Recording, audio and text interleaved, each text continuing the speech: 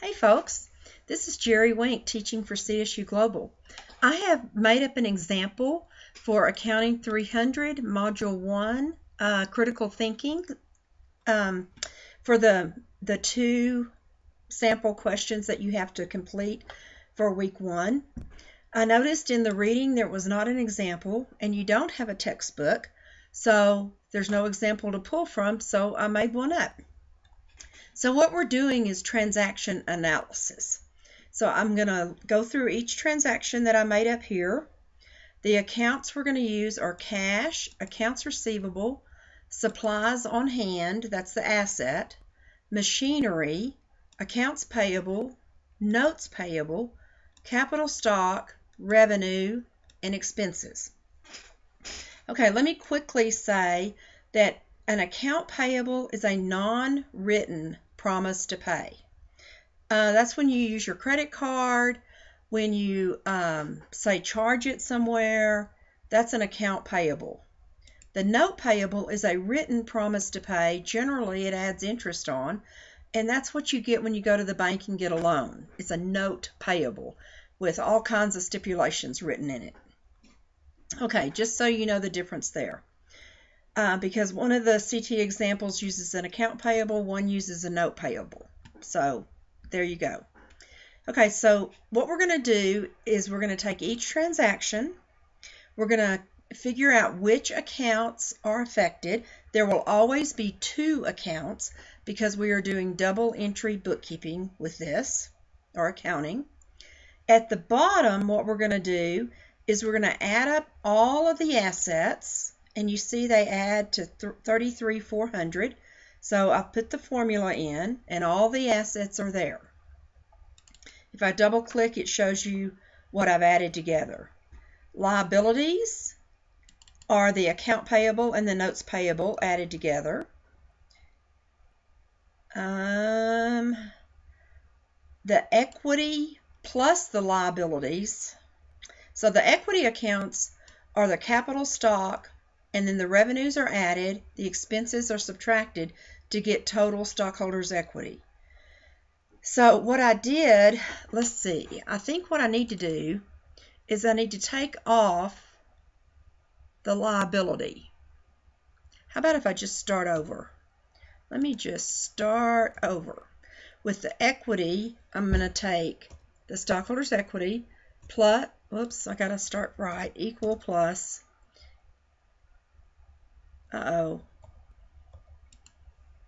where did that sum go? There we go, it's back. Okay, so now on this one, I'm going to take equal plus, I'm going to add the capital stock, I'm going to add the revenue, and subtract the expenses. And now I'm going to do stockholders' equity. I'm going to merge it, and total stockholders' equity is going to be the liabilities plus the equity. So there we go. Now we're the same. All right, there's that, and I'm going to label it under here. Same color is total stockholders' equity and liabilities. Okay, and so the assets are supposed to equal the assets will equal the total liabilities and stockholders' equity. Okay, so that's kind of the end of a template, so to speak. The templates that CSU Global provided don't do that exactly. You're welcome to submit it like this or however they do it, and I can probably figure it out. Okay, so let's go to every transaction.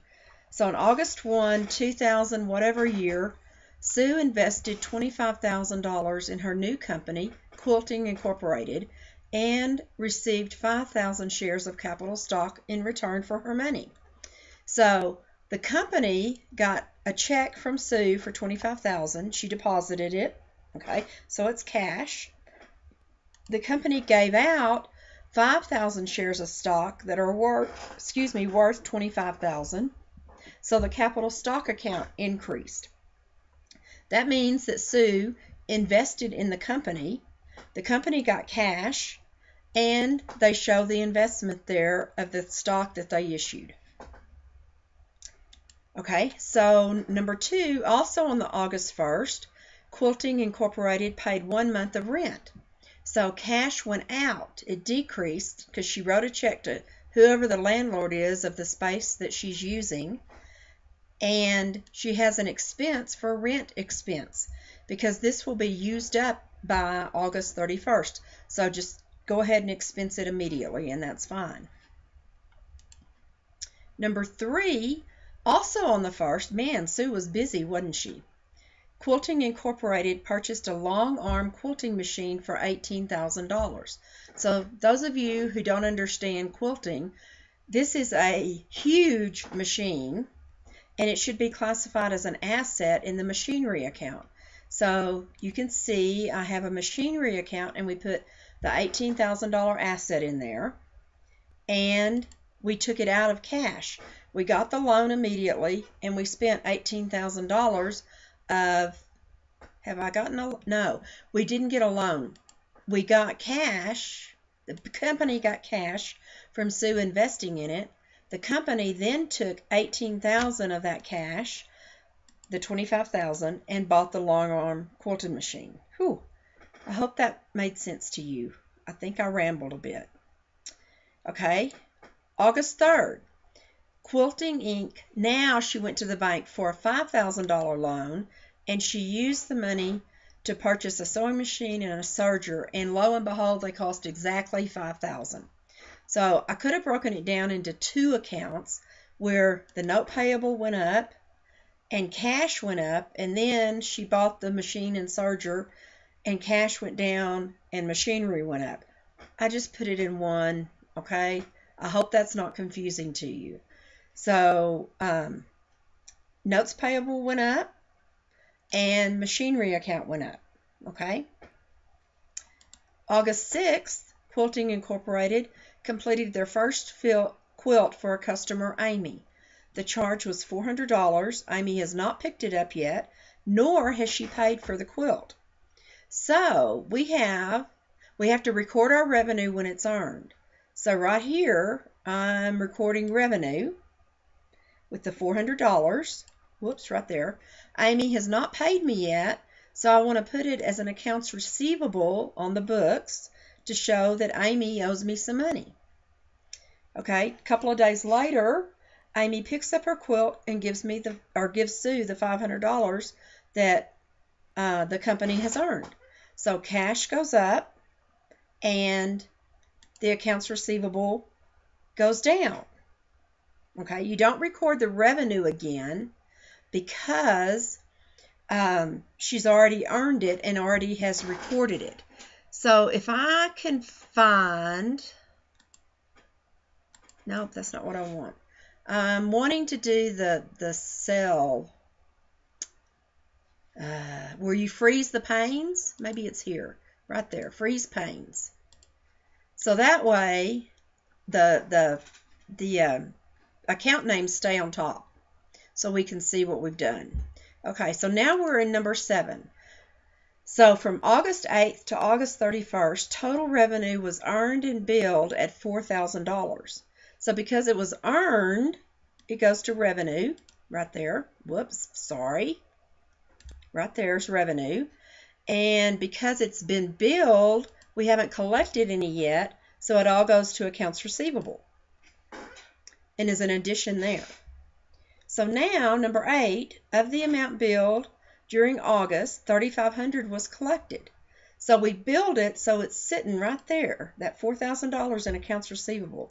$3,500 of it has been paid, so we're going to increase our cash and we're going to decrease the accounts receivable because that's where it's sitting. Do not record the revenue twice. People get all irate about that. They think you're trying to commit fraud or something if you overstate your revenue like that. That's not a good thing. Okay, so number 9, from August 1 to August 31st, supplies were purchased of $1,000. The supplies should be placed in an asset account. This is just Jerry Wink. I like to call supplies on hand the asset account, and not just say supplies. Or you could say, maybe this is what I like to do, supplies inventory. If I could spell, that would help, wouldn't it? So put the supplies in the inventory account, which means it's an asset. All right. And you paid for them. We paid for them. So take the money out of cash. In a couple of weeks, we're going to do adjusting entries. And so what we're going to do is on August 31st, we're going to count how many supplies we have left. And what we've used, we're going to take out of that inventory account and put it into an expense account to show that we've used those supplies. But that's not for a couple of weeks. That's just a hint of what's coming. Okay, then to finish out the spreadsheet, total the cash column, total accounts receivable, total supplies, total machinery, total accounts payable, notes payable, capital stock, revenue, and expense.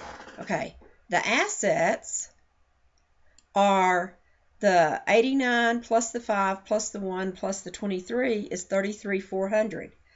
Our accounting equation is assets equal liabilities and equity. So our liabilities total the 5,000. The equity totals 28,400. So when we add 5 and 28,400 together, we get 33,400, and that equals our assets. Voila, we balance. That's the whole point. Okay, view this video as many times as you need. I hope you find it helpful in doing your CT assignment for number 1 or number 2 in Module 1. And I wish you the best, and if you have questions, email me and let's set up a time to meet. Okay, take care, folks. Bye-bye.